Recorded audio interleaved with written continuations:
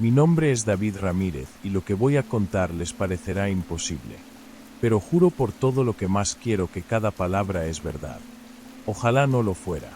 Todo comenzó un martes por la tarde. Recuerdo la fecha exactamente, 12 de septiembre de 2023. Eran las 5:47 de la tarde cuando sonó mi teléfono. El identificador de llamadas mostraba el número de mi esposa, Elena. Pensé que era raro porque ella siempre me enviaba un mensaje cuando salía del trabajo, nunca llamaba. Elena, contesté. Lo primero que escuché fue estática. Esa estática densa, como la de una radio mal sintonizada. Pero había algo más. Una voz, distante, apenas audible entre el ruido. No la dejes entrar. Las palabras se repetían una y otra vez, como un eco que se desvanecía y regresaba. No la dejes entrar. No la dejes entrar. Elena, ¿estás bien? Grité al teléfono. La línea se cortó. Inmediatamente marqué de vuelta. Sonó 3 veces y Elena contestó con su voz normal. Hola, amor. ¿Pasó algo? Veo que me llamaste. ¿Cómo que te llamé? Tú me llamaste hace 2 minutos. No, David. Estoy manejando. Ni siquiera he tocado el teléfono. Llego en 10 minutos. Revisé mi registro de llamadas. Ahí estaba, llamada recibida desde el número de Elena, 5:47 de la tarde, duración 1 minuto 23 segundos. Cuando Elena llegó a casa, actuaba completamente normal. Le mostré mi teléfono, pero ella insistió en que no me había llamado. Revisamos su teléfono y no había registro de la llamada saliente. Decidimos que había sido algún tipo de error técnico, pero no fue un error. La siguiente semana, el mismo día a la misma hora exacta, volvió a suceder. Martes, 5:47 de la tarde. El teléfono sonó. El número de Elena en la pantalla. Esta vez la estática era más fuerte, pero la voz seguía ahí, más clara. No la dejes entrar, David. No la dejes entrar. La voz sabía mi nombre. Colgué inmediatamente y llamé a Elena. Nuevamente, ella no tenía registro de haberme llamado. Estaba en una reunión con sus colegas de trabajo. 5 personas podían confirmar que no había usado su teléfono. Esto continuó durante 8 semanas. Cada martes a las 5:47 de la tarde. Siempre la misma voz, siempre la misma advertencia.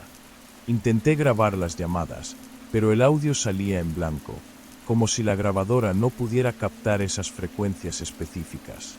Elena comenzó a preocuparse por mi estado mental. Sugerí que fuéramos a terapia de pareja, que tal vez el estrés del trabajo me estaba afectando. Pero yo sabía que no era mi imaginación. Las llamadas eran reales. La 7ª semana, la voz cambió ligeramente. Seguía siendo la misma advertencia, pero ahora había urgencia, casi desesperación. David, por favor, no la dejes entrar. Algo está mal. Algo está muy mal. Fue entonces cuando noté pequeños cambios en Elena. Nada obvio al principio. La forma en que me miraba cuando pensaba que no me daba cuenta. Sus ojos se quedaban fijos en mí durante demasiado tiempo, como si estuviera estudiándome. Y su sonrisa, había algo diferente en su sonrisa. También comenzó a hacer preguntas extrañas. Quería saber sobre mi rutina diaria con un detalle que nunca antes le había importado. ¿Qué desayunaba? ¿A qué hora exactamente salía al trabajo? Si hablaba con los vecinos. Cuando le preguntaba por qué tanta curiosidad, se reía y decía que solo quería conocerme mejor después de 5 años de matrimonio. La 8ª semana decidí que era suficiente. Necesitaba respuestas. Cuando llegó el martes, le dije a Elena que me quedaría en casa más temprano. Inventé una excusa sobre documentos de trabajo.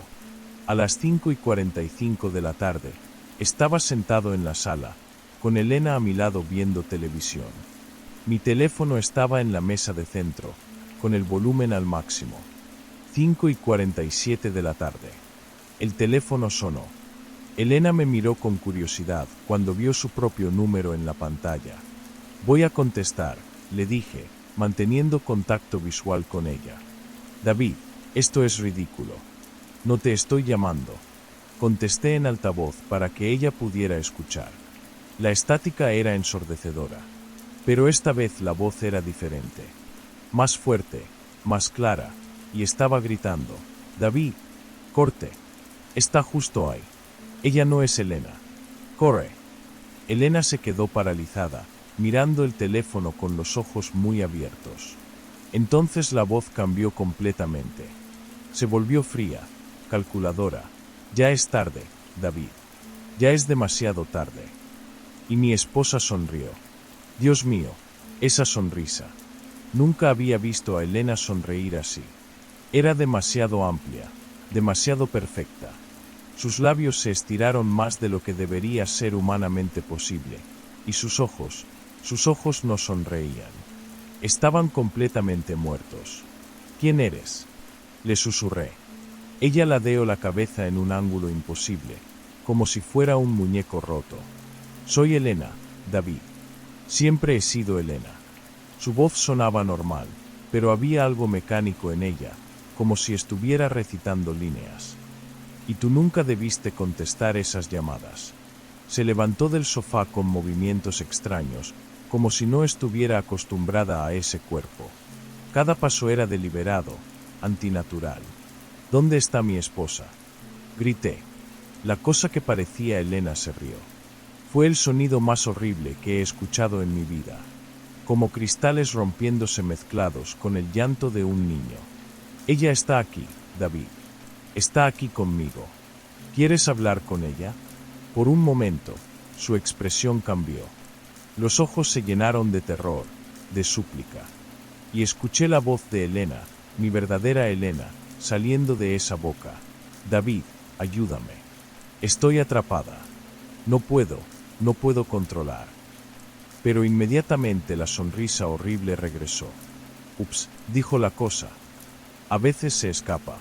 Corrí hacia la puerta, pero ella fue más rápida. Imposiblemente rápida. Estaba bloqueando la salida antes de que pudiera dar 3 pasos. ¿A dónde vas, querido? Acabamos de empezar a divertirnos. Las llamadas, murmuré, entendiendo finalmente. Las llamadas venían de Elena. La verdadera Elena. Muy inteligente. Sí, ella ha estado tratando de advertirte. Pero es muy débil. Cada semana que pasa, se vuelve más difícil para ella llegar a ti. Pronto, ya no podrá intentarlo. ¿Qué eres? Soy lo que necesito ser. Soy la esposa perfecta, David. Nunca discutiré contigo. Nunca te dejaré. Nunca envejeceré. ¿No es eso lo que todos los hombres quieren? Se acercó a mí lentamente, y pude ver que su piel no se movía correctamente. Era como si fuera una máscara mal ajustada. Elena luchó mucho al principio, pero ahora está cansada. Muy cansada. Y pronto, simplemente, se rendirá. ¿Por qué? ¿Por qué a nosotros? Porque su amor era tan fuerte que creó una ventana. Su desesperación por protegerte me permitió encontrar este lugar. Irónico, ¿no crees? El teléfono sonó nuevamente. Esta vez, ambos lo miramos. En la pantalla aparecía Elena, pero el timbre sonaba diferente, más débil. Contesta, dijo la cosa. Será la última vez. Con manos temblorosas, contesté. La estática era apenas audible, y la voz de Elena sonaba muy lejana, como si estuviera en el fondo de un pozo. David, ya no puedo resistir más, huye, ahora, antes de que me olvide, de quién soy. La línea se cortó. La cosa que tenía la cara de mi esposa se rió. Ya está. Se terminó. Ahora solo quedamos tú y yo, David. Para siempre. Pero había algo que no había calculado. En nuestra sala teníamos un espejo grande junto a la puerta. Y cuando miré hacia él, pude ver que la cosa no tenía reflejo. El espejo solo me mostraba a mí, de pie solo en la habitación. Debe haber notado mi mirada porque se dio vuelta hacia el espejo. Por primera vez, la vi confundida. Interesante, murmuró. Eso es, nuevo. Fue mi única oportunidad. Corrí hacia la cocina y tomé el cuchillo más grande que pude encontrar. No sabía si podía herirla, pero tenía que intentarlo. Cuando regresé a la sala, estaba parada exactamente donde la había dejado, pero ahora se veía diferente. Más inestable. Como si la imagen se estuviera desenfocando. David, dijo, pero su voz sonaba como dos personas hablando al mismo tiempo. No hagas esto más difícil de lo que tiene que ser. Devuélveme a mi esposa. No puedo hacer eso. Ella es parte de mí ahora. Pero puedo hacer que sea indoloro para ti. Se acercó, y pude ver que su piel se estaba agrietando como porcelana vieja. Debajo había algo negro, algo que se movía. ¿Sabes lo que más me gusta de ser Elena? Susurró. Que tú me amas. Puedo sentir ese amor, David. Es tan cálido, tan fuerte. Me alimenta. Tú no eres Elena. Pronto no habrá diferencia. El teléfono sonó una vez más. Esta vez, sin identificador de llamadas. Solo un número desconocido. La cosa frunció el ceño. Eso no debería ser posible. Contesté antes de que pudiera detenerme. David, era la voz de Elena, pero diferente. Más fuerte, más clara. Encontré una forma. Escúchame muy bien. Cuando cuente hasta 3, tienes que correr hacia el espejo. No hacia la puerta, hacia el espejo. ¿Entiendes? Elena, ¿realmente eres tú? Soy yo, mi amor. Pero no tengo mucho tiempo. Ella se está dando cuenta. 1. La cosa gritó y se lanzó hacia mí, pero ya no parecía humana. Era algo negro y retorcido, con demasiados brazos y una boca llena de dientes. 2. Corrí hacia el espejo como Elena me había dicho. La cosa estaba justo detrás de mí, gritando con una voz que sonaba como metal raspando metal. 3. Ahora. Me lancé contra el espejo con todo mi peso. El vidrio se hizo pedazos, cortándome la cara y las manos. Pero al otro lado no había una pared. Había otro apartamento. Exactamente igual al nuestro, pero todo estaba cubierto de una sustancia negra y viscosa. Y ahí, en el centro de la sala, estaba mi verdadera Elena.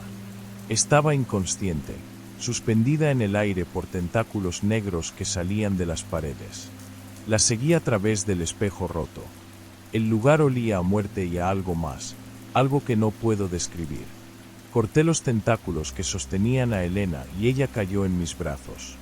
Estaba fría, pero respiraba. David, susurró sin abrir los ojos. Sabía que vendrías. Tenemos que salir de aquí. No podemos. Si salimos, ella nos seguirá. Tiene mi forma, mi voz, mis recuerdos. Nunca sabrás cuál soy la real. Entonces, ¿qué hacemos? Elena abrió los ojos y me miró con una tristeza infinita. Tienes que quemar este lugar. Con nosotras dentro. No. Tiene que haber otra forma. David, mírame. Mírame realmente. Fue entonces cuando vi los agujeros. Pequeños agujeros en su piel, como si algo hubiera estado alimentándose de ella. Y sus ojos estaban empezando a volverse negros en los bordes. Ya es parte de mí, susurró. Pronto, yo seré parte de ella. No podrás distinguirnos. Detrás de nosotros, escuché el sonido de vidrios rompiéndose. La cosa había encontrado la forma de cruzar. David, gritó con la voz de Elena. ¿Dónde estás? Ayúdame. Elena me agarró del brazo con una fuerza sorprendente. Esa soy yo también. Parte de mí quiere que la ayudes. ¿Ves lo confuso que es? Elena, prométeme que vas a quemarlo todo. Prométeme que no dejarás que esta cosa salga de aquí para lastimar a otras personas. Te prometo que vamos a salir juntos. Ella sonrió, y por un momento, fue mi Elena de siempre. Siempre fuiste testarudo. Los pasos se acercaban. Saqué mi encendedor y miré alrededor. El lugar estaba cubierto de esa sustancia negra que parecía inflamable. David, la voz venía del pasillo, pero ahora sonaba exactamente como Elena. ¿Estás herido? Vi la sangre del espejo. Elena me apretó la mano. Esa soy yo tratando de salvarte. Pero también es ella tratando de atraparte. ¿Entiendes por qué no puedes dejarme vivir? Encendí el encendedor. La llama era pequeña, pero las sustancias negras en las paredes inmediatamente comenzaron a brillar, como si estuvieran esperando. Te amo, Elena. Yo también te amo. Siempre. Dejé caer el encendedor. El fuego se extendió más rápido de lo que esperaba. En segundos, toda la habitación estaba en llamas. Elena cerró los ojos y sonrió mientras el fuego nos rodeaba. Gracias, susurró. La cosa en el pasillo comenzó a gritar. Pero ya no sonaba como Elena. Sonaba como algo primitivo, algo que nunca debería haber existido. Lo último que recuerdo antes de desmayarme fue el sonido de mi teléfono sonando una vez más.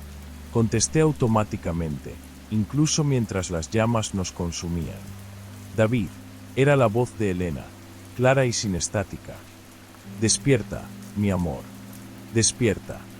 Me desperté en el hospital 3 días después. Los bomberos me encontraron en el pasillo de nuestro apartamento, inconsciente y con quemaduras menores. Dijeron que había habido un incendio en el apartamento de al lado, pero que nuestro apartamento estaba intacto. El apartamento de al lado había estado vacío durante años. Elena nunca regresó a casa esa noche. Su coche lo encontraron en el estacionamiento de su trabajo, con las llaves adentro. Las cámaras de seguridad la muestran saliendo del edificio a las 5:30 de la tarde, pero después de eso, es como si hubiera desaparecido. La policía dice que probablemente fue secuestrada. Yo les conté mi historia, pero me recomendaron terapia psicológica. Dijeron que el trauma puede hacer que el cerebro cree recuerdos falsos para lidiar con situaciones imposibles de procesar. Pero yo sé lo que vi. Yo sé lo que pasó. Mi teléfono nunca volvió a sonar desde el número de Elena. Cambié de número, me mudé de ciudad, pero cada martes a las 5:47 de la tarde, me quedo inmóvil, esperando. Porque a veces, cuando paso por un espejo, veo algo que no debería estar ahí. Una sombra que no es mi sombra. Una sonrisa que no es mi sonrisa. Y me pregunto si realmente quemé la cosa correcta. O si lo que salió de ese apartamento en llamas fui yo. El testimonio de David Ramírez fue registrado 3 meses después de la desaparición de Elena Martínez. Los registros telefónicos confirman llamadas entrantes desde el número de la víctima desaparecida, pero la compañía telefónica no puede explicar cómo fue posible, ya que el teléfono de Elena nunca mostró actividad saliente. El apartamento 4B del edificio donde vivía la pareja efectivamente sufrió un incendio de origen desconocido. Los restos encontrados incluían material orgánico no identificado y una sustancia negra que no coincide con ningún compuesto conocido. Las pruebas de ADN fueron inconcluyentes. Elena Martínez sigue desaparecida. David Ramírez fue encontrado muerto en su nuevo apartamento exactamente un año después de brindar este testimonio. Causa de muerte: aparente suicidio. Su cuerpo fue encontrado frente a un espejo roto, con un mensaje escrito en la pared con su propia sangre. Ella tenía razón. Ya es demasiado tarde. Nunca pensé que escribiría esto. Durante semanas he dudado si compartir mi experiencia, pero los eventos se han intensificado y necesito que quede registrado en algún lugar, por si algo me sucede. Todo comenzó hace 2 meses, cuando me mudé a esta casa en las afueras de Arequipa. Es una construcción antigua, de los años 70, que heredé de mi tía abuela. Vine aquí buscando tranquilidad después de mi divorcio, esperando que el silencio del campo me ayudara a sanar. Qué equivocada estaba. La casa tiene 3 habitaciones, la principal donde duermo, un estudio que convertí en oficina, y el cuarto de invitados al final del pasillo. Desde el primer día, algo me resultó extraño sobre esa habitación. No podía explicarlo, simplemente me generaba una sensación de incomodidad cada vez que pasaba por ahí. Pero lo atribuí al estrés del divorcio y la mudanza. Las primeras semanas fueron normales. Me acostumbré a la rutina, trabajar desde casa, caminar por el jardín, cenar viendo series. La soledad no me molestaba, de hecho, la disfrutaba. Hasta que comenzaron los sonidos. Fue un martes por la madrugada cuando lo escuché por primera vez. Un sonido seco y definitivo, como una puerta cerrándose. Me desperté sobresaltada y permanecí inmóvil en la cama, aguzando el oído. Silencio absoluto. Miré el reloj, 3:41 de la madrugada. Pensé que había sido un sueño, pero al día siguiente volvió a suceder. Exactamente a la misma hora. Esta vez estaba segura de que había escuchado la puerta del cuarto de invitados cerrarse. Me armé de valor y fui a revisar, encendiendo todas las luces del pasillo. La puerta estaba cerrada, tal como la había dejado. Entré al cuarto y lo revisé completo. La ventana estaba cerrada, no había corrientes de aire, nada que pudiera explicar el sonido. Durante una semana, el patrón se repitió. Cada madrugada, a las 3:41 exactas, escuchaba ese sonido. Comencé a dormir mal, esperando que llegara la hora. Hasta que una noche decidí quedarme despierta y caminar hasta el cuarto antes de que sucediera. Me posicioné en el pasillo a las 3:40. Esperé. Y entonces lo vi. La puerta se abrió lentamente, sin hacer ruido, como si una mano invisible la empujara. Mi corazón se detuvo. Después de unos segundos, la puerta se cerró con el mismo sonido seco que había estado escuchando. Corrí a revisar la habitación, pero no encontré nada. Esa noche no pude dormir. Intenté racionalizar lo que había visto, problemas con las bisagras, cambios de temperatura, corrientes de aire. Pero en el fondo sabía que algo estaba mal. Los eventos escalaron. Comencé a notar pequeños cambios en la casa. La silla del cuarto de invitados, que siempre estaba arrimada a la pared, aparecía en el centro de la habitación. Una manta que guardaba doblada en el armario amanecía extendida sobre la cama. Al principio pensé que era mi imaginación, pero los cambios se volvieron más evidentes. Una mañana encontré huellas en el polvo del piso del cuarto. Huellas de pies descalzos, del tamaño de los míos. Eso fue lo que me quebró. Llamé a mi hermana, pero cuando le conté, me sugirió que viera a un psicólogo. El estrés del divorcio, me dijo, estás sola en esa casa vieja, tu mente te está jugando trucos. Pero yo sabía que no era mi imaginación. Decidí conseguir evidencia. Compré una cámara de seguridad con visión nocturna y la instalé en una esquina del cuarto de invitados. La configuré para grabar desde las 3 hasta las 5 de la madrugada. Si algo estaba sucediendo, lo capturaría. La primera noche de grabación no mostró nada inusual. Tampoco la segunda. Comencé a pensar que tal vez mi hermana tenía razón, que todo había sido producto de mi estado mental. Pero la tercera noche, revisé la grabación la mañana siguiente. Las primeras imágenes mostraban el cuarto vacío, en completa oscuridad. A las 3:41 de la madrugada, la puerta se abrió lentamente. Mis manos temblaron mientras ajustaba el brillo de la pantalla. Lo que vi después me ha marcado para siempre. Una figura entró caminando al cuarto. Era semitransparente, como una sombra con forma humana, pero podía distinguir sus características. Era una mujer, vestida con un camisón blanco que yo no reconocía. Se movía con pasos lentos y deliberados, como si conociera perfectamente la habitación. La figura se dirigió hacia la cama y se sentó en el borde. Entonces, levantó la cabeza y miró directamente hacia la cámara. Hacia mí. Fue en ese momento que el mundo se detuvo. La cara que me miraba desde la pantalla era la mía. Pero no era exactamente mi cara. Era yo, pero envejecida, con arrugas profundas alrededor de los ojos y la boca, el cabello completamente blanco, la piel pálida y marcada por el tiempo. Sus ojos, mis ojos, tenían una expresión de inmensa tristeza y algo que no podía identificar. ¿Resignación? ¿Advertencia? Durante las siguientes 2 horas de grabación, la figura permaneció sentada en la cama, mirando fijamente hacia la cámara, sin moverse, sin pestañear, solo observando. A las 5:40 de la madrugada, se levantó, caminó hacia la puerta y desapareció. No pude moverme durante horas después de ver esa grabación.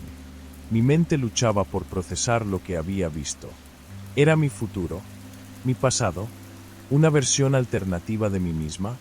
Las preguntas se multiplicaban sin respuesta. Decidí no dormir en la casa esa noche. Me quedé en un hotel en la ciudad, pero no pude descansar. Tenía la sensación de que, sin importar dónde estuviera, esa versión envejecida de mí misma me estaba observando. Al día siguiente regresé para recoger algunas cosas. Entré al cuarto de invitados y encontré algo que no estaba ahí antes. Sobre la cama había un papel amarillento con una sola línea escrita en tinta azul. No huyas de lo que eres destinada a ser. La letra era mía, pero más temblorosa, como la de una persona mayor. Desde entonces, los eventos se han intensificado. Ya no es solo el cuarto de invitados. He visto la figura en los espejos de la casa, reflejada detrás de mí. He escuchado mi propia voz llamándome desde habitaciones vacías. Anoche, desperté y vi huellas húmedas en el piso que llevaban desde el cuarto de invitados hasta mi cama. La cámara sigue grabando cada noche. Y cada noche, la figura aparece, se sienta en la cama y me mira durante horas. Pero ahora hay algo diferente en su expresión. Ya no es solo tristeza. Es urgencia. Como si estuviera tratando de decirme algo importante. Hace 2 días, decidí hablarle a la cámara. Le pregunté qué quería, por qué estaba ahí. Al revisar la grabación, vi que cuando hice la pregunta, la figura sonrió. Fue la sonrisa más triste que he visto en mi vida. Anoche, algo cambió. Por primera vez, la figura no se conformó con mirarme desde la grabación. Cuando revisé el vídeo esta mañana, vi que alrededor de las 4 de la madrugada, se levantó de la cama y caminó hacia la puerta. Pero no desapareció. Siguió caminando por el pasillo, hacia mi habitación. El vídeo se corta ahí. Pero cuando desperté esta mañana, encontré algo que me helió la sangre. Sobre mi mesita de noche había un espejo de mano antiguo que no reconocía. Cuando me miré en él, por un segundo, vi el reflejo de esa mujer envejecida mirándome de vuelta. Escribo esto porque tengo miedo de que esta sea mi última oportunidad de documentar lo que está sucediendo. Cada día que pasa, me veo más parecida a la figura de las grabaciones. Han aparecido líneas alrededor de mis ojos que no estaban ahí antes. Mi cabello ha comenzado a mostrar canas que juro que no tenía la semana pasada. Creo que entiendo ahora lo que está pasando. Esa mujer no es una aparición. Es yo, pero de un tiempo que aún no ha llegado. O tal vez de un tiempo que ya pasó. En una realidad que se filtra a través de las grietas de esta casa antigua. Esta noche voy a quedarme despierta. Voy a esperarla en el cuarto de invitados. Necesito saber qué quiere decirme. Necesito entender por qué me está mostrando este futuro, si es que eso es lo que es. Si alguien encuentra este relato y yo no estoy aquí, quiero que sepan que no huí. Que elegí enfrentar lo que fuera que esta casa y esa versión de mí misma querían mostrarme. El reloj marca las 3:35 de la madrugada mientras escribo estas últimas líneas. Puedo escuchar pasos en el pasillo. La propiedad ubicada en kilómetro 12 carretera Arequipa-Puno fue encontrada desocupada el 16 de septiembre de 2024, después de que vecinos reportaran luces encendidas durante varios días sin actividad visible. Elena Vázquez, 34 años, permanece desaparecida. Los registros municipales confirman que la propiedad perteneció a Esperanza Vázquez, fallecida en 1987 a los 78 años, quien vivió sola sus últimos años y fue encontrada sin vida en el cuarto de invitados. Los investigadores encontraron una cámara de seguridad con 47 horas de grabación, pero los archivos están corruptos y muestran solo estática. Curiosamente, los registros del hotel donde Elena afirmó haberse hospedado no tienen registro de su estadía. Fecha del primer incidente, 15 de marzo de 2024. Mi nombre es Tomás Mendoza y llevo 18 años trabajando como guardia nocturno en la Escuela Rural San Miguel. He visto de todo en estos pasillos, ventanas rotas por el viento, ratas escarbando en los depósitos, hasta algún que otro intruso buscando refugio. Pero nunca, jamás, había experimentado algo como lo que voy a contar. Todo comenzó una noche de marzo, cuando el otoño empezaba a hacer sentir su frialdad en las montañas. Eran las 3:05 de la madrugada cuando decidí hacer mi recorrido habitual por el ala este de la escuela. Llevaba mi linterna reglamentaria y las llaves del establecimiento, como siempre. El silencio era absoluto, interrumpido solo por el crujir ocasional de la madera vieja y el susurro del viento entre los árboles del patio. Fue entonces cuando lo vi. Al final del pasillo principal, cerca del aula de segundo grado, había un niño pequeño. No podía tener más de 7 u 8 años. Vestía lo que parecía ser un pijama blanco, y caminaba descalzo por las baldosas heladas. Su cabello oscuro le caía sobre el rostro, y se movía con una lentitud extraña, como si estuviera sonámbulo. Mi primera reacción fue de sorpresa, pero rápidamente asumí que debía ser hijo de algún trabajador. Quizás la señora Carmen, la directora, había tenido que quedarse tarde y trajo a su nieto, o tal vez el conserje había dejado que su familia usara algún cuarto como refugio temporal. En estos pueblos pequeños, estas cosas pasan más seguido de lo que uno imagina. Pequeña, grité, tratando de no asustarlo. ¿Qué haces aquí? ¿Dónde están tus padres? El niño se detuvo por un momento, pero no se dio vuelta. Luego, con esa misma lentitud perturbadora, dobló la esquina hacia el pasillo que lleva al salón de música. Aceleré el paso, preocupado. Un niño solo en la escuela a esas horas podía lastimarse, y yo sería el responsable. Cuando llegué a la esquina, encendí mi linterna y apunté hacia el pasillo del salón de música. Estaba completamente vacío. Revisé cada puerta, cada rincón, cada armario. El salón de música llevaba cerrado desde 2018, cuando la maestra Esperanza se jubiló y nunca consiguieron reemplazo. Las ventanas estaban selladas con tablones, y la puerta principal tenía un candado que no había sido tocado en años. Era imposible que el niño hubiera entrado allí. Pero lo más extraño era otra cosa, no había rastro de pasos en el piso. Y con la cantidad de polvo que se acumula en esos pasillos, cualquier pie descalzo habría dejado marcas claras. Regresé a la oficina de seguridad, inquieto. Decidí revisar las cámaras de vigilancia. Teníamos 4 cámaras principales que cubrían los pasillos más importantes, incluyendo el área donde había visto al niño. Me senté frente al monitor y rebobiné la grabación hasta las 3 de la madrugada. Lo que vi me heló la sangre. En la pantalla aparecía yo, caminando por el pasillo. Pero no había ningún niño. En lugar de eso, me veía a mí mismo deteniéndome en medio del corredor, mirando hacia adelante y gritando: pequeño, ¿qué haces aquí? ¿Dónde están tus padres? Y luego, corriendo hacia el pasillo del salón de música, persiguiendo absolutamente nada. Veía a un hombre hablando solo, comportándose como un loco. Revisé la grabación una docena de veces. Aumenté la velocidad, la ralenticé, busqué cualquier signo de manipulación o falla técnica. Pero no había duda, yo era el único presente en esos pasillos. Esa noche no pude dormir. Le conté a mi esposa lo sucedido, pero ella me sugirió que quizás había estado demasiado cansado, que tal vez había sido una alucinación producto del estrés. Yo quería creerle, pero algo en mi interior me decía que lo que había visto era real. Fecha del segundo incidente, 22 de marzo de 2024. Una semana después, a las 3 de la madrugada exactamente, todas las luces del pasillo principal se encendieron simultáneamente. Estaba en la oficina llenando el reporte de seguridad cuando el resplandor súbito iluminó las ventanas. Corrí hacia el pasillo, pero las luces ya se habían apagado. Revisé el tablero eléctrico. No había ningún problema.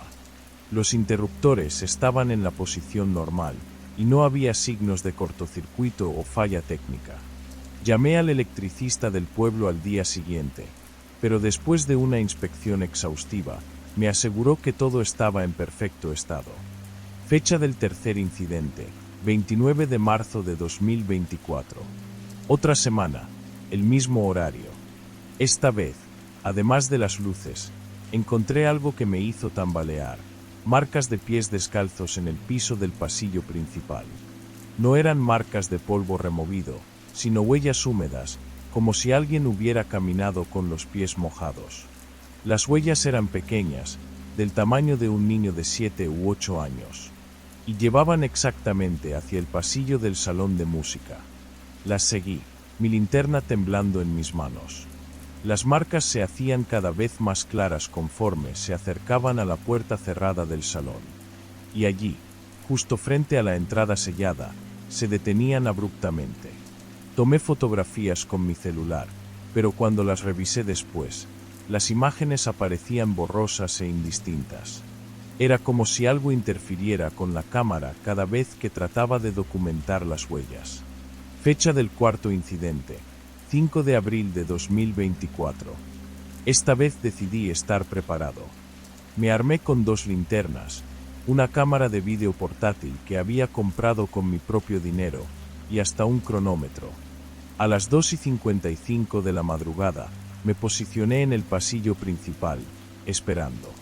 Las luces se encendieron puntualmente a las 3. Pero esta vez, mientras grababa, pude ver algo más. Al final del pasillo, justo antes de que las luces se apagaran, apareció la silueta de un niño pequeño. Solo por un segundo, pero lo suficiente para confirmar que no estaba loco.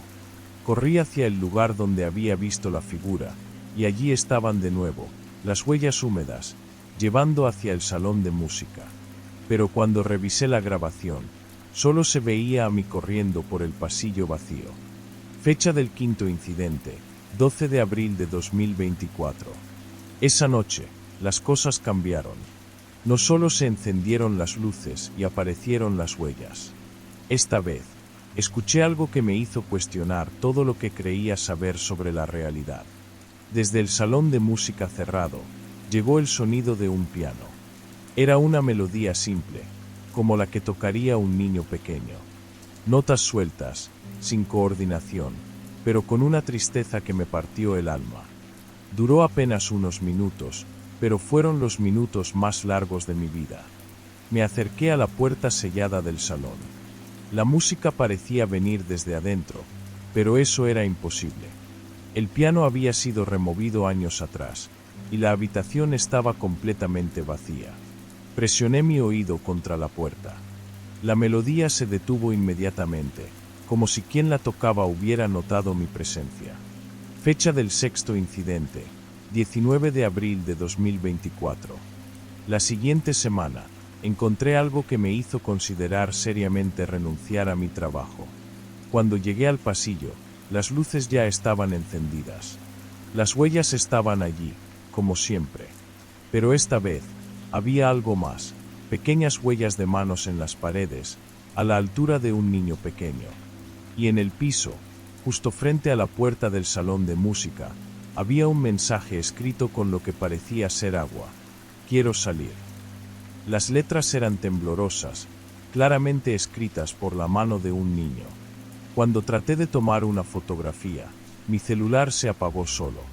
Cuando logré encenderlo de nuevo, el mensaje había desaparecido. Fecha del séptimo incidente, 26 de abril de 2024. Esa noche, finalmente reuní el valor para hacer algo que había estado posponiendo, buscar información sobre la historia del salón de música. Después del incidente, fui a la biblioteca municipal y revisé los archivos históricos de la escuela. Lo que encontré me dejó sin aliento. En 1987, un niño de 8 años llamado Gabriel Quispe había desaparecido durante una tormenta. Era hijo de uno de los maestros, y había sido visto por última vez jugando en el salón de música después de clases. La búsqueda duró días, pero nunca encontraron su cuerpo. El caso se cerró como desaparición sin resolver, pero los rumores del pueblo hablaban de que el niño había quedado atrapado en algún lugar de la escuela durante la tormenta, y que había muerto de frío y hambre. El salón de música fue cerrado poco después del incidente, y no volvió a abrirse hasta que la maestra Esperanza llegó en 1995. pero incluso ella reportó presencias extrañas y ruidos inexplicables durante sus años allí. Fecha del octavo incidente, 3 de mayo de 2024. Armado con esta información, esa noche decidí hacer algo que probablemente fue la decisión más temeraria de mi vida: hablar con él. Cuando las luces se encendieron y aparecieron las huellas, no corrí hacia el salón de música. En lugar de eso, me quedé en el pasillo principal y hablé en voz alta. Gabriel, ¿eres tú? Sé que estás ahí. Sé lo que pasó. Las luces parpadearon. No quiero hacerte daño, hijo. Solo quiero ayudarte. El pasillo se volvió helado. Mi aliento se hizo visible en el aire súbitamente frío. ¿Qué necesitas? ¿Qué quieres que haga? Entonces, por primera vez en todas estas semanas, lo vi claramente. Al final del pasillo, cerca del aula de segundo grado, estaba Gabriel. Ya no era una silueta borrosa o una aparición fugaz. Era un niño real, con el cabello oscuro cayendo sobre su rostro pálido, vestido con un pijama blanco que parecía húmedo. Me miró directamente a los ojos, y en su mirada había una tristeza tan profunda que me hizo llorar. Tengo frío, susurró con una voz que parecía venir de muy lejos. Tengo frío y quiero ir a casa. ¿Dónde estás, Gabriel? ¿Dónde está tu cuerpo? Señaló hacia el salón de música. Ahí dentro, detrás de la pared. Quiero ir a casa. Fecha del noveno incidente, 10 de mayo de 2024. Contacté a las autoridades al día siguiente. Fue difícil explicar mi historia sin sonar como un loco, pero finalmente logré que enviaran un equipo de investigación a la escuela. Cuando abrieron el salón de música y revisaron las paredes, encontraron exactamente lo que Gabriel había indicado: detrás de una pared falsa, construida durante las remodelaciones de 1988, estaban los restos óseos de un niño pequeño, junto con fragmentos de ropa y un pequeño silbato de madera. Los análisis confirmaron que los restos pertenecían a Gabriel Quispe, desaparecido en 1987. Fecha del último incidente, 17 de mayo de 2024. Después de que los restos de Gabriel fueron debidamente sepultados en el cementerio municipal, junto a la tumba de sus padres, volví a la escuela una última vez para mi turno nocturno. Esa noche, a las 3 de la madrugada, las luces del pasillo se encendieron por última vez. Pero esta vez, no había huellas húmedas, ni música fantasmal, ni mensajes en el piso. Al final del pasillo, Gabriel estaba allí una vez más. Pero ya no parecía triste o perdido. Su rostro mostraba una paz que no había visto antes. Gracias, susurró. Ahora puedo ir a casa. Y desapareció para siempre. Renuncié a mi trabajo como guardia nocturno la semana siguiente. No podía seguir trabajando en un lugar que me había cambiado para siempre. Ahora trabajo en el turno diurno en una fábrica del pueblo, pero cada noche, cuando el reloj marca las 3 de la madrugada, despierto sin poder evitarlo. A veces, en la quietud de mi casa, creo escuchar el eco lejano de pasos descalzos en baldosas frías, y una melodía simple tocada en un piano que ya no existe. Pero ya no es una melodía triste. Es una canción de despedida, de un niño que finalmente pudo ir a casa. Documento encontrado en los archivos personales de Tomás Mendoza, exguardia nocturno de la Escuela Rural San Miguel. Los registros policiales confirman el hallazgo de restos óseos infantiles en las instalaciones el 10 de mayo de 2024, identificados como Gabriel Quispe, 8 años, desaparecido en 1987. Las grabaciones de seguridad de marzo-mayo 2024 muestran efectivamente al señor Mendoza hablando solo en múltiples ocasiones. El electricista municipal reportó fallas inexplicables en el sistema durante el mismo periodo. La familia Quispe declinó hacer comentarios. El salón de música permanece cerrado permanentemente. Doctor, usted me dijo que hablara de todo, sin importar lo extraño que sonara. Que no me guardara nada. Así que voy a contarle exactamente lo que pasó en ese departamento. Lo que me obligó a salir corriendo en plena madrugada, sin siquiera empacar mis cosas. Todo comenzó después del divorcio. 3 años de matrimonio terminados en un juzgado frío, con Carlos firmando los papeles como si fueran una lista de compras. El departamento que encontré era pequeño, pero era mío. Primer piso, una sola habitación, cocina americana y un baño diminuto. Lo más importante, podía pagarlo con mi sueldo de secretaria. La primera semana fue liberadora. Por primera vez en años, podía dejar los platos sucios en el fregadero sin que alguien me recriminara. Podía ver mis programas de televisión hasta tarde. Podía existir sin pedir permiso. Fue el viernes de la segunda semana cuando empezó. Me estaba cepillando los dientes antes de dormir. El espejo del baño era uno de esos baratos, con el marco de plástico blanco que ya tenía manchas amarillentas en las esquinas. Mientras me cepillaba, noté algo extraño. Mi reflejo tardaba. No mucho, tal vez medio segundo, pero lo suficiente para que mi cerebro lo registrara como algo anormal. Dejé de cepillarme y me quedé mirando fijamente el espejo. Mi reflejo hizo lo mismo, pero juraría que lo hizo después que yo. Como si fuera un eco visual. «Estás cansada, Ana», me dije. El estrés del divorcio, la mudanza, el trabajo nuevo. Es normal. Pero no era normal, doctor. Al día siguiente, mientras me peinaba, volví a notarlo. Mis gestos en el espejo no coincidían perfectamente conmigo. Era sutil, casi imperceptible, pero estaba ahí. Como si mi reflejo fuera una mala actuación de mí misma. La tercera vez me quedé helada. Me estaba lavando la cara cuando miré hacia arriba y vi mi reflejo sonriendo. Pero yo no estaba sonriendo. Tenía la cara seria, preocupada incluso, pero mi reflejo tenía una sonrisa pequeña, casi burlona. Salí del baño tan rápido que me golpeé el hombro contra el marco de la puerta. Esa noche decidí cubrir el espejo. Encontré una toalla grande y la fijé con cinta adhesiva sobre toda la superficie. Me sentí ridícula haciéndolo, pero también aliviada. Problema resuelto. Por la mañana, la toalla estaba en el suelo. Pensé que se había caído sola. La cinta adhesiva estaba vieja, tal vez no tenía suficiente adherencia. La volví a poner, esta vez usando más cinta, asegurándome de que estuviera bien fija. Al día siguiente, otra vez en el suelo. Probé con una sábana. Misma historia. Probé con cartón y cinta de embalaje. Nada funcionaba. Cada mañana, sin excepción, encontraba el espejo destapado y lo que hubiera usado para cubrirlo tirado en el suelo. Una noche me quedé despierta para vigilar. Me senté en la sala con vista directa al baño, decidida a resolver el misterio. Eran las 3:17 de la madrugada cuando escuché un sonido suave, como tela deslizándose. Cuando miré hacia el baño, la sábana estaba en el suelo.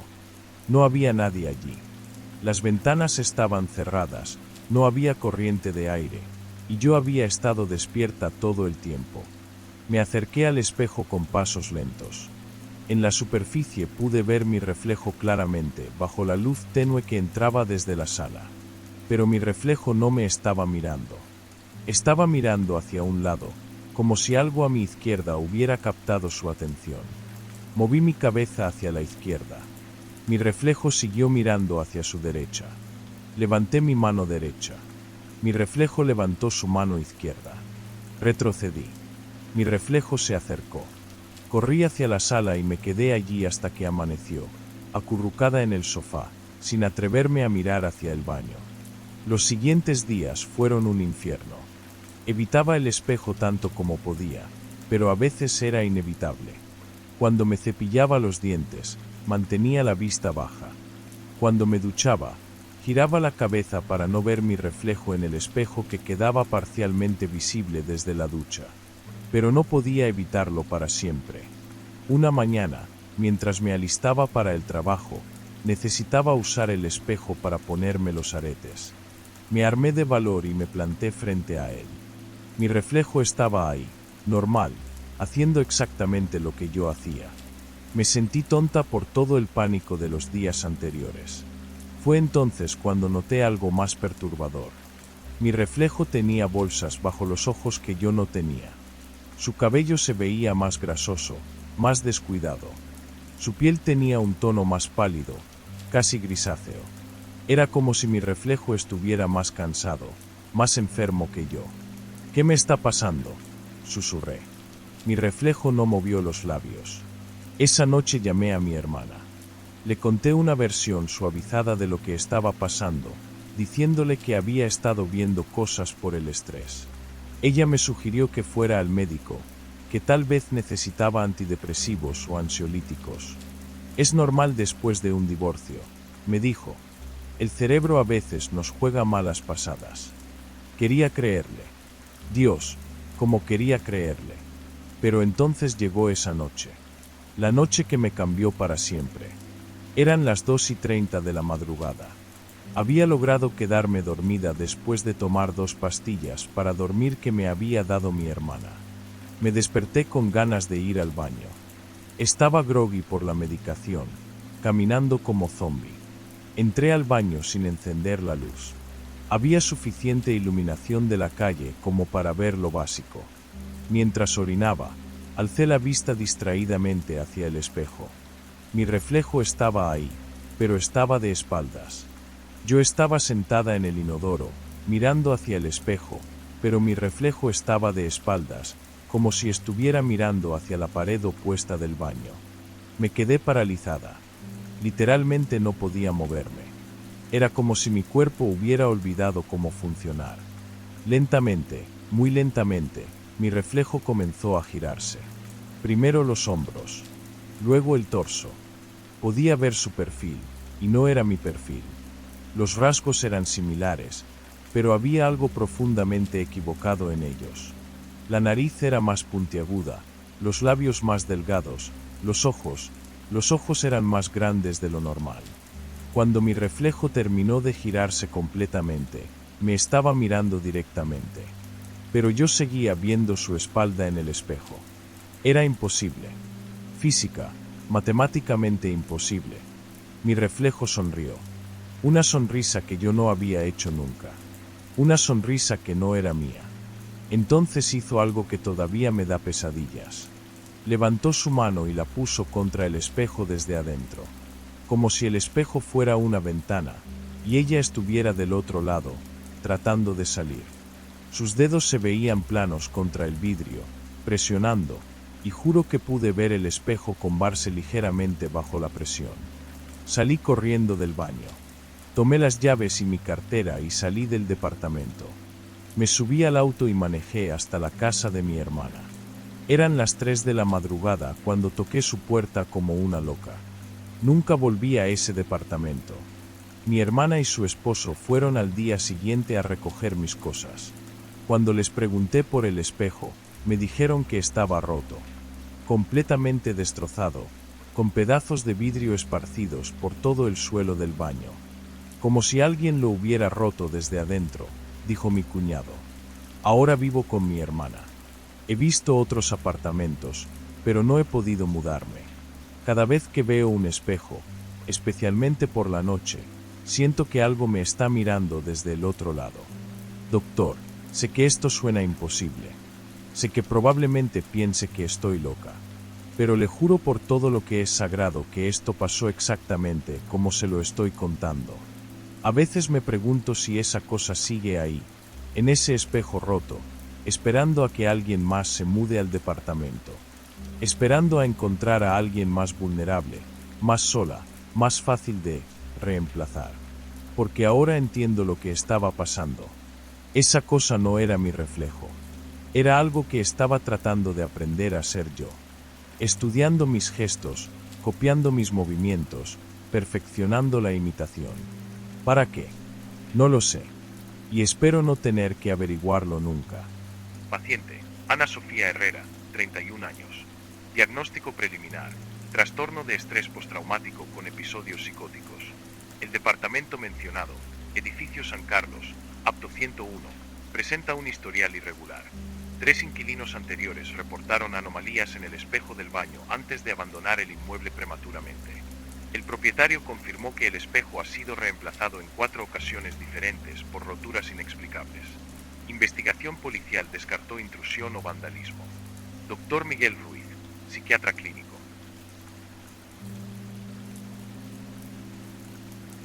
Todo empezó la noche del 15 de febrero.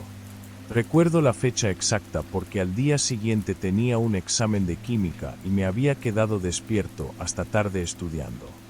Finalmente logré dormir alrededor de las 2 de la madrugada, pero algo me despertó a las 3:47 de la madrugada.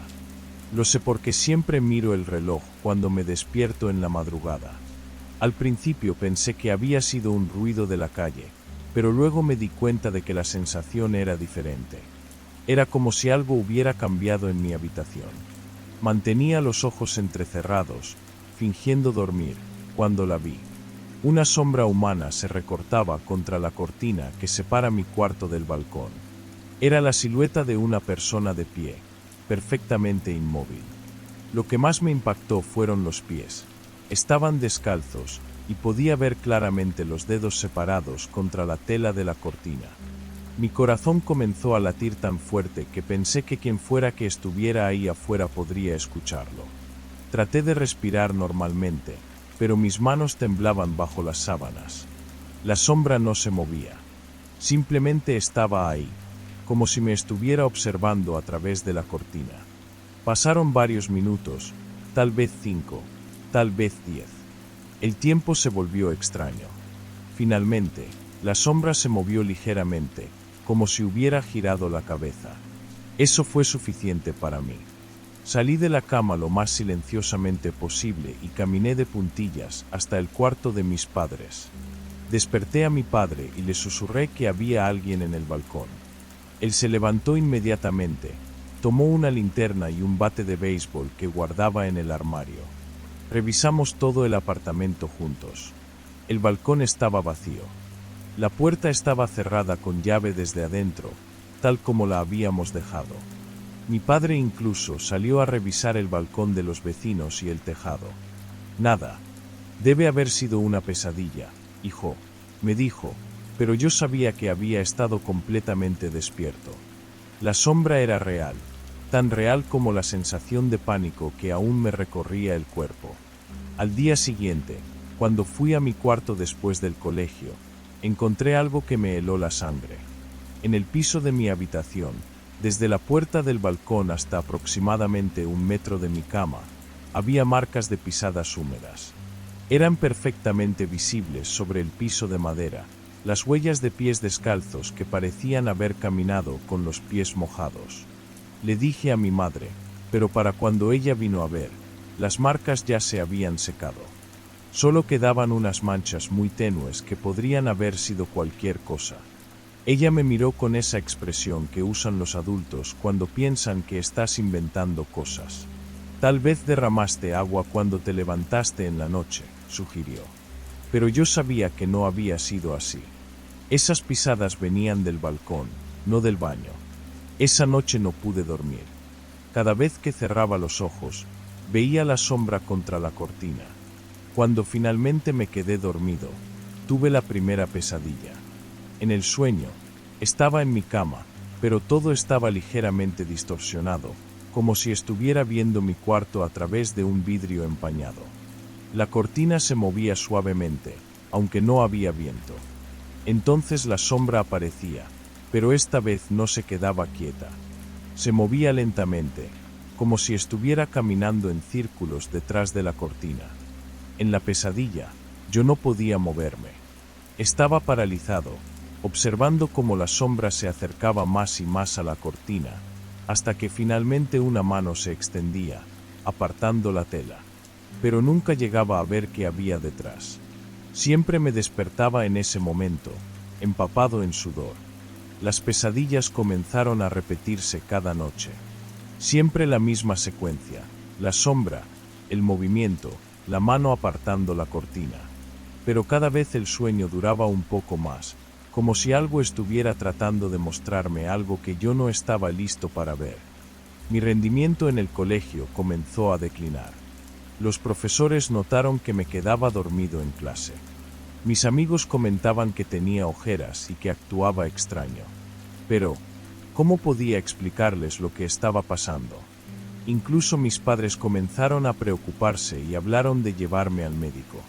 Una semana después de la primera aparición, las pisadas húmedas aparecieron otra vez. Esta vez tomé fotos con mi celular antes de que se secaran. Las huellas eran más claras, más definidas. Parecían ser de un pie adulto, pero más largo y estrecho de lo normal. Los dedos estaban demasiado separados, como si pertenecieran a alguien que había caminado descalzo toda su vida. Cuando le mostré las fotos a mi padre, su expresión cambió. Ya no me miraba con esa condescendencia paternal. Había algo en sus ojos que no había visto antes, miedo. Voy a instalar cámaras, dijo esa misma noche, y vamos a cambiar las cerraduras. Pero las cámaras no captaron nada. Las nuevas cerraduras no detuvieron las pisadas. Y las pesadillas continuaron, cada vez más vívidas, cada vez más largas. En los sueños, había comenzado a escuchar sonidos. Respiración lenta y profunda, como si alguien estuviera durmiendo de pie. Ocasionalmente, un susurro tan bajo que no podía distinguir las palabras, pero que me llenaba de un terror inexplicable. La 10ª noche, el sueño fue diferente. La sombra no estaba detrás de la cortina. Esta vez, cuando aparecí en mi cama de ensueño, la cortina ya estaba apartada. El balcón estaba vacío, iluminado por una luna que parecía demasiado brillante. Pero entonces escuché la respiración. No venía del balcón.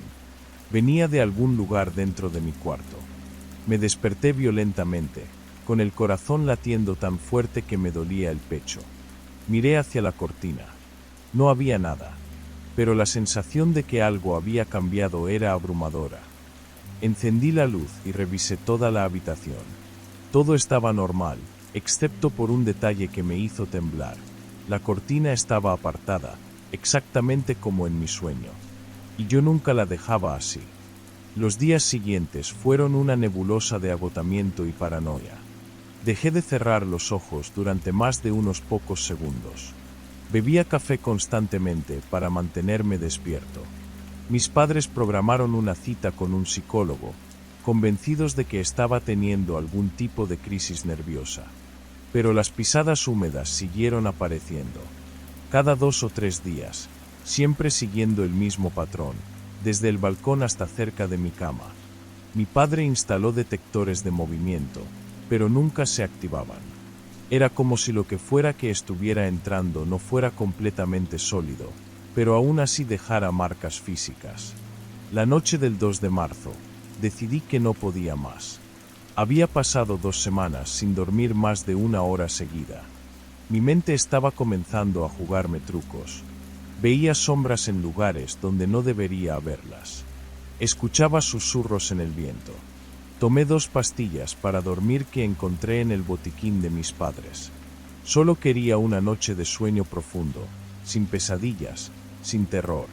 Solo quería descansar. Me quedé dormido casi inmediatamente. Por primera vez en semanas, no soñé con la sombra. No soñé con nada. Fue un sueño negro, profundo, reparador. Hasta que algo me despertó. No fue un ruido. No fue una sensación. Fue algo más primitivo. Algo que activó todos los instintos de supervivencia que los humanos hemos desarrollado durante milenios. El conocimiento absoluto de que un depredador estaba cerca. Abrí los ojos lentamente. La habitación estaba en penumbra, iluminada apenas por la luz de la calle que se filtraba a través de la cortina. Pero algo estaba diferente. La calidad de la oscuridad había cambiado. Giré la cabeza hacia la cortina, esperando ver la familiar silueta recortada contra la tela. Pero la cortina estaba vacía. El balcón estaba vacío. Entonces escuché la respiración. Lenta, profunda, rítmica. Venía de algún lugar muy cerca de mi cama. Demasiado cerca. Con un movimiento que parecía tomar una eternidad, giré la cabeza hacia el otro lado. La sombra estaba ahí, dentro de mi cuarto, a menos de 1 metro de mi cama. Era más alta de lo que había parecido contra la cortina, y en la penumbra podía distinguir más detalles. No era completamente sólida, pero tampoco era solo una sombra. Era como si estuviera hecha de una oscuridad más densa que la noche misma. Los pies seguían estando descalzos, pero ahora podía ver que algo estaba mal con ellos. Eran demasiado largos, demasiado estrechos. Los dedos se movían ligeramente, como si estuvieran probando el suelo. Pero lo que más me aterrorizó fue darme cuenta de que no podía ver una cara. ¿Dónde debería haber estado la cabeza? Solo había una oscuridad más profunda, como si fuera un vacío en forma humana. La cosa no se movía. Simplemente estaba ahí, respirando, observándome con una cara que no tenía. Traté de gritar, pero no salió sonido de mi garganta. Traté de moverme, pero mis músculos no respondían. Era como si el miedo me hubiera paralizado completamente. Pasaron minutos que se sintieron como horas. La sombra siguió ahí, inmóvil, respirando. Ocasionalmente, sus pies se movían ligeramente, como si estuviera cambiando de peso de un pie al otro. Finalmente, después de lo que pudo haber sido una eternidad, la sombra comenzó a moverse. No caminó hacia mí, como había temido. En lugar de eso, se dirigió lentamente hacia la cortina, hacia el balcón. Justo antes de llegar a la cortina, se detuvo. La cosa que debería haber sido su cabeza se giró hacia mí. Aunque no podía ver ojos, sabía que me estaba mirando. Entonces, con una voz que parecía venir de muy lejos, susurró una sola palabra: pronto. Cuando parpadeé, había desaparecido. Al día siguiente, mis padres me encontraron en el cuarto de huéspedes, temblando y balbuceando de forma incoherente. Habían encontrado mi puerta cerrada con llave desde adentro, pero la ventana del balcón estaba abierta de par en par, a pesar de que la habían cerrado antes de acostarse. En el piso, las pisadas húmedas formaban un patrón diferente esta vez. En lugar de ir del balcón hacia mi cama, iban desde donde había estado la sombra hasta el balcón, como si algo hubiera salido de mi cuarto. Pero había algo más. Junto a mi cama, había una huella diferente. Más grande, más profunda. Como si algo hubiera estado parado ahí durante mucho tiempo, ejerciendo un peso que había dejado una marca permanente en el piso de madera. Esa fue la última noche que dormí en esa habitación. Mis padres se mudaron conmigo a casa de mis abuelos al día siguiente. Dijeron que era temporal, mientras resolvíamos mis problemas de estrés. Pero yo sé la verdad. La sombra no se ha ido. Solo está esperando. Cada noche, sin importar dónde esté, justo antes de quedarme dormido, escucho esa respiración lenta y profunda. Y ocasionalmente, en la oscuridad, escucho un susurro. Pronto. El testimonio de Matías Herrera coincide con al menos 12 reportes similares en edificios construidos sobre el antiguo cementerio municipal, 1847 a 1923. Análisis forense del piso reveló marcas de presión consistentes con peso humano, pero sin explicación física para su origen. Las grabaciones de audio capturaron frecuencias subsónicas anómalas durante los episodios reportados. El edificio fue evacuado tras el descubrimiento de registros que documentan la muerte de un indigente en 1923, encontrado descalzo en el mismo lote. Los residentes han reportado actividad similar en propiedades adyacentes. Caso permanece abierto bajo investigación activa. Mi nombre es Daniel Herrera y tengo 23 años. Lo que voy a relatar sucedió entre octubre y noviembre de 2024, en una casa de huéspedes en el centro histórico de la ciudad. Sé que suena increíble, pero juro por mi vida que cada palabra es verdad. Acababa de conseguir mi primer trabajo después de la universidad y necesitaba un lugar barato donde vivir. La señora Mendoza, la dueña, me alquiló una habitación en el segundo piso de su casa victoriana por la mitad del precio que pedían en otros lugares. Debí sospechar que algo no estaba bien. La habitación era pequeña pero acogedora, con una cama individual, un escritorio junto a la ventana y un armario antiguo de madera oscura. El armario me llamó la atención desde el primer día. Era más alto que yo, con tallados elaborados en la puerta y una cerradura que parecía muy antigua, pero funcionaba perfectamente. Los primeros días fueron normales. Trabajaba, llegaba cansado, guardaba mi ropa en el armario, cerraba con llave por costumbre. Mi madre siempre me enseñó a ser cuidadoso con mis pertenencias, y me iba a dormir. Pero la cuarta mañana, cuando me desperté, la puerta del armario estaba entreabierta. No le di importancia. Pensé que tal vez no había cerrado bien la noche anterior. Pero cuando llegué del trabajo esa tarde, revisé la cerradura cuidadosamente. Funcionaba perfectamente. Esa noche, antes de acostarme, volví a cerrar con llave. Incluso jalé de la puerta para asegurarme de que estaba bien cerrada. A la mañana siguiente, nuevamente estaba abierta. Esto continuó durante una semana.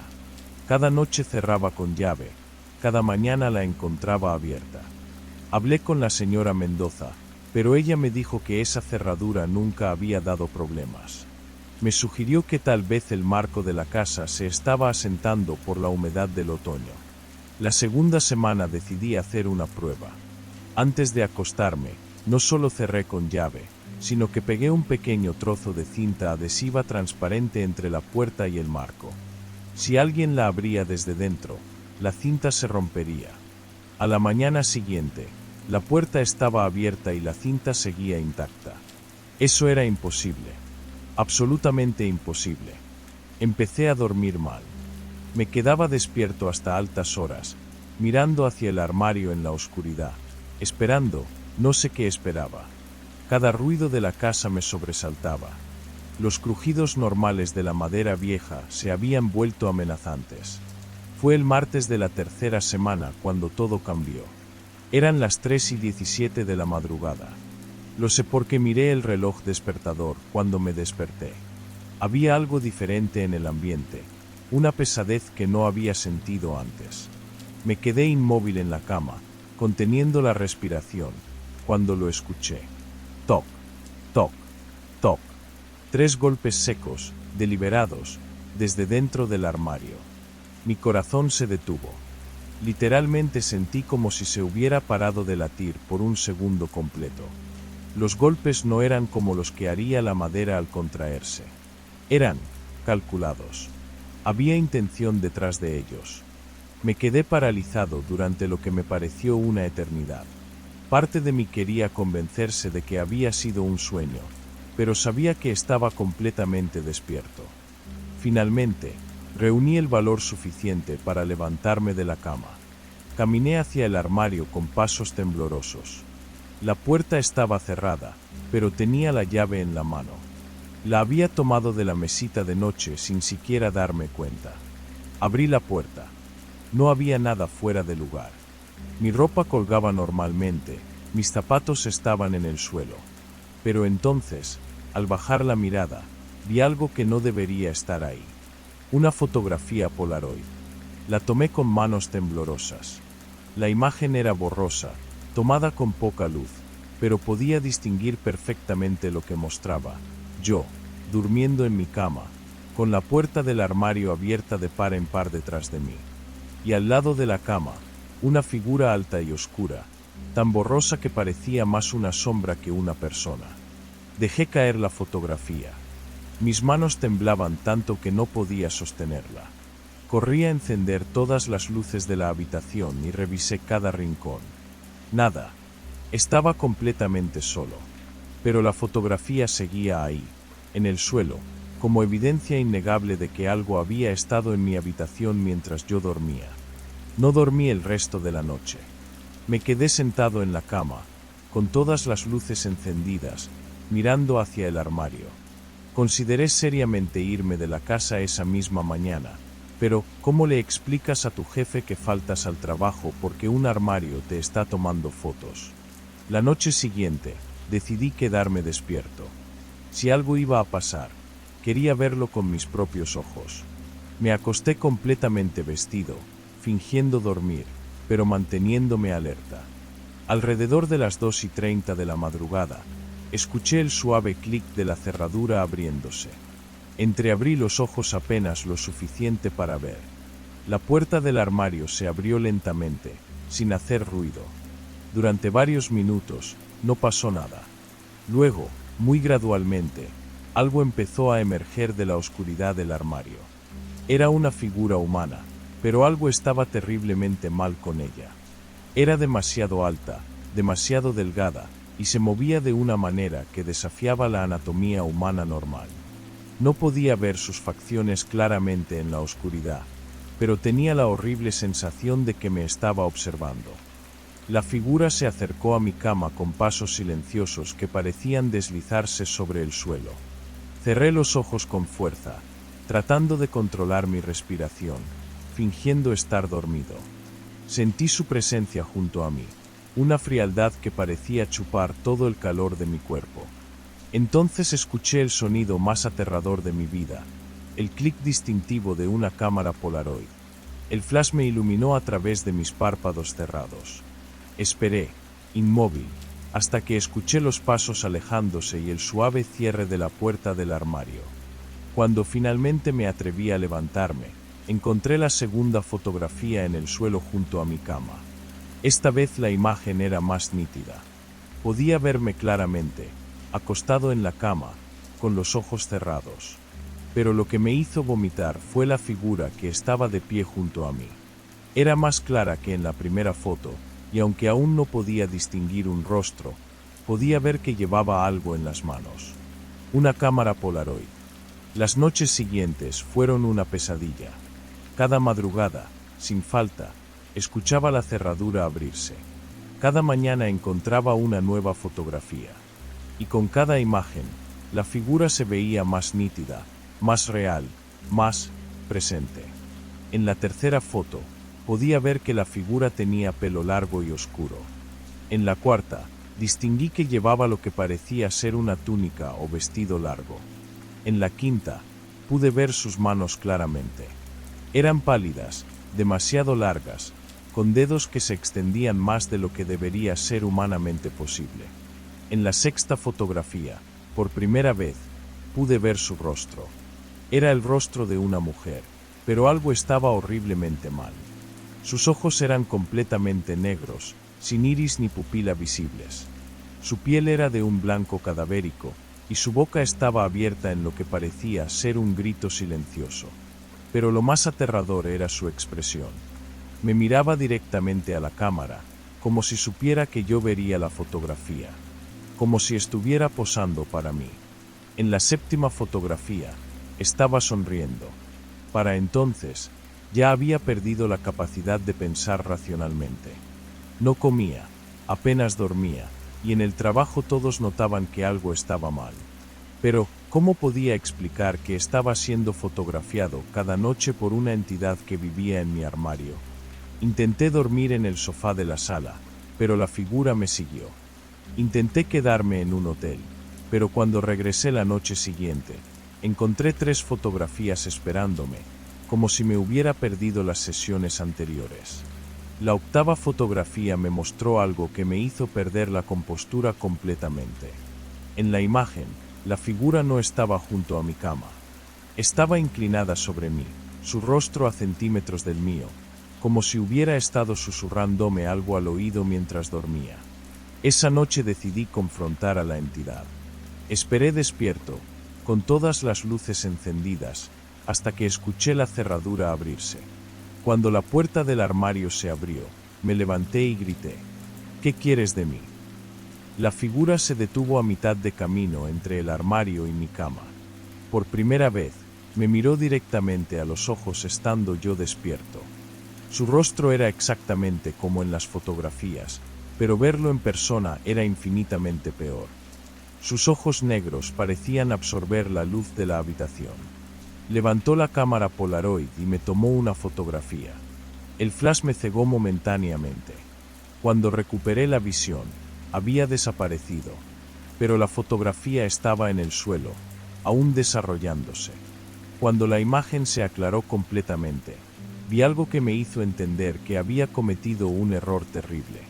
La fotografía no me mostraba a mí solo en la habitación. Me mostraba a mí, de pie junto a mi cama, con la figura parada directamente detrás de mí. pero en la imagen, yo tenía los ojos completamente negros, exactamente como los de ella. Esa fue la última fotografía que encontré en mi habitación, porque a la mañana siguiente, cuando me desperté, ya no estaba en mi cama. Estaba dentro del armario, y tenía una cámara Polaroid en las manos. Desde entonces, cada noche, espero a que el nuevo inquilino se duerma. Cada noche, abro la puerta del armario desde dentro y tomo una fotografía. Cada noche, las imágenes se vuelven más nítidas, más claras, más imposibles. Porque ahora entiendo la verdad. No hay entidad en el armario. El armario es una puerta.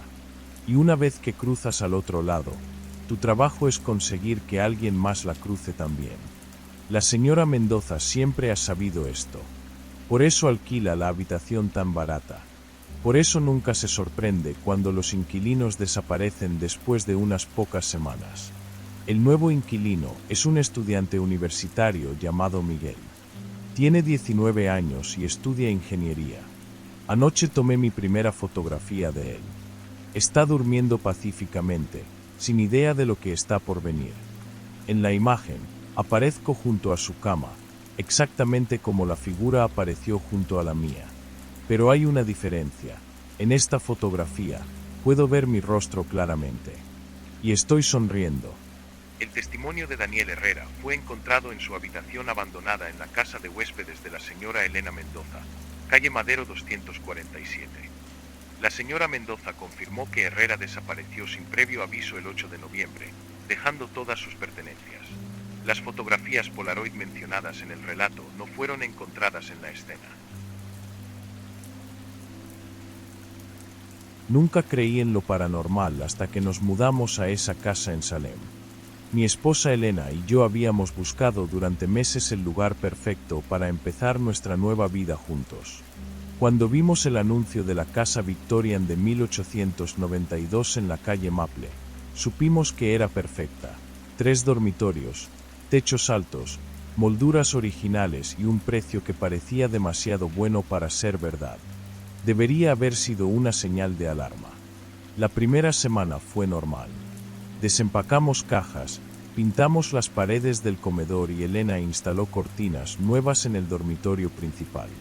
La casa tenía sus peculiaridades típicas de una construcción antigua: pisos que crujían, tuberías ruidosas y un sistema de intercomunicadores empotrado en las paredes que claramente no había funcionado en décadas.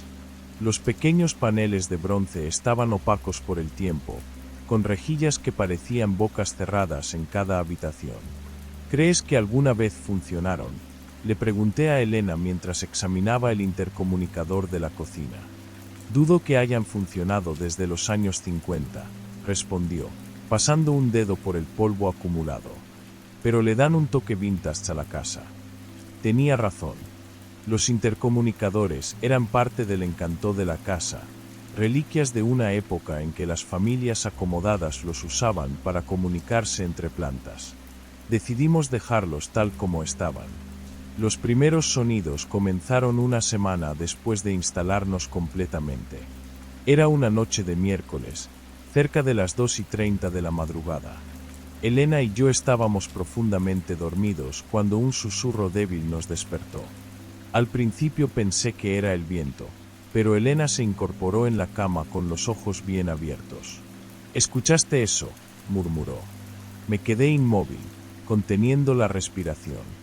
Ahí estaba, un susurro casi inaudible que parecía provenir del intercomunicador empotrado junto a nuestra cama. Era tan tenue que podría haber sido cualquier cosa: el viento en las ventanas, las tuberías del edificio vecino, interferencia de radio. Debe ser algún tipo de interferencia, le dije, aunque mi voz sonaba menos convincente de lo que pretendía. Estas casas antiguas captan todo tipo de señales extrañas. Elena asintió, pero noté que no se volvió a dormir inmediatamente. Yo tampoco. La segunda noche, los susurros fueron más claros. Esta vez, ambos los escuchamos distintamente.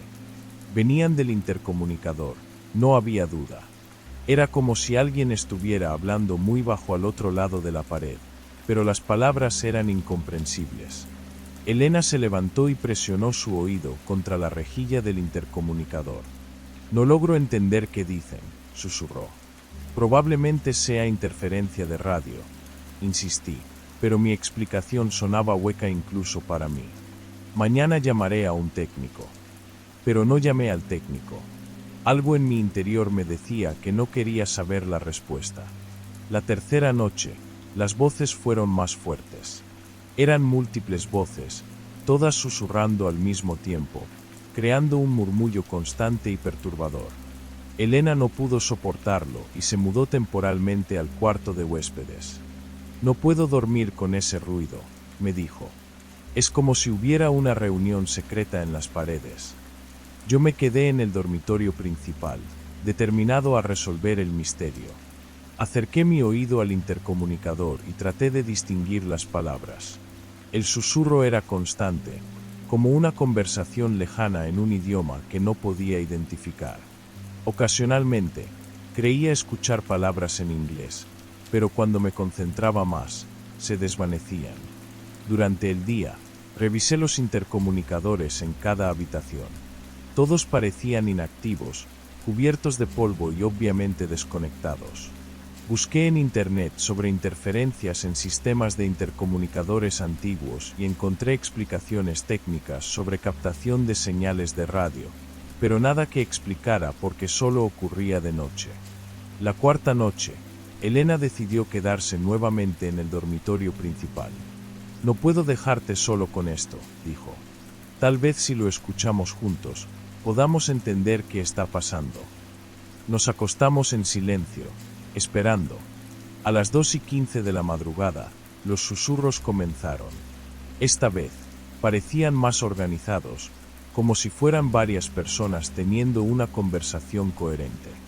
Elena y yo nos miramos en la oscuridad, ambos demasiado asustados para hablar. Y entonces, clara como el cristal, escuchamos una frase completa. Ya están en el cuarto. Elena gritó y se aferró a mi brazo. Yo salté de la cama y encendí todas las luces. Los susurros se detuvieron inmediatamente, pero la frase seguía resonando en nuestros oídos. ¿Escuchaste eso? Elena temblaba. Dijeron que ya estamos en el cuarto.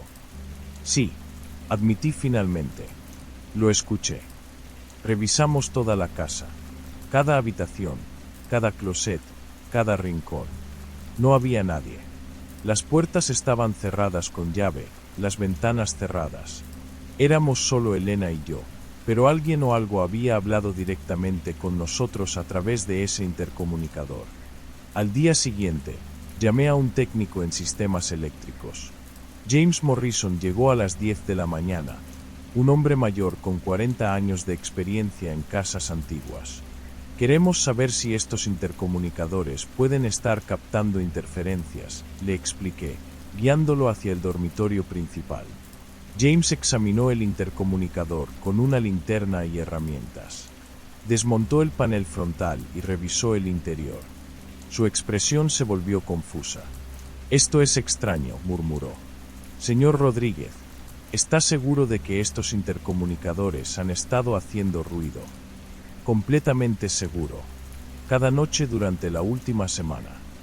James sacudió la cabeza. No hay cableado conectado. Mire.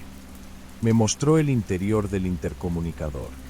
Estaba completamente vacío, excepto por algunos cables oxidados que claramente habían sido desconectados décadas atrás. Revisé los planos originales de la casa antes de venir, continuó James. El sistema de intercomunicadores fue desmantelado en 1967 cuando los propietarios anteriores renovaron la casa. Estos paneles son puramente decorativos. No hay forma física de que produzcan sonido. Elena y yo nos miramos. El técnico revisó todos los intercomunicadores de la casa y confirmó lo mismo. Ninguno estaba conectado, ninguno podía funcionar. Quizás sea el eco de las tuberías, sugirió James, pero su tono indicaba que él mismo no creía en su explicación. Después de que se fue, Elena y yo nos sentamos en la cocina en silencio. ¿Cómo podían intercomunicadores desconectados transmitir voces claras? David, Elena finalmente habló. ¿Y si no son interferencias? ¿Qué quieres decir? ¿Y si las voces vienen realmente de dentro de las paredes? Esa noche, decidimos quedarnos despiertos y grabar todo. Instalé mi teléfono junto al intercomunicador y esperamos.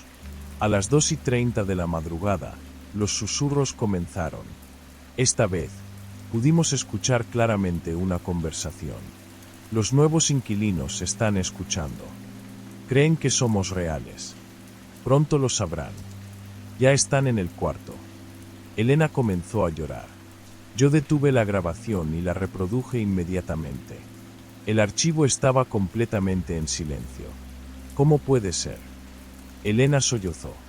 Acabamos de escuchar voces claras y la grabación está muda. Fue entonces cuando comprendí la horrible verdad. Las voces no venían de los intercomunicadores.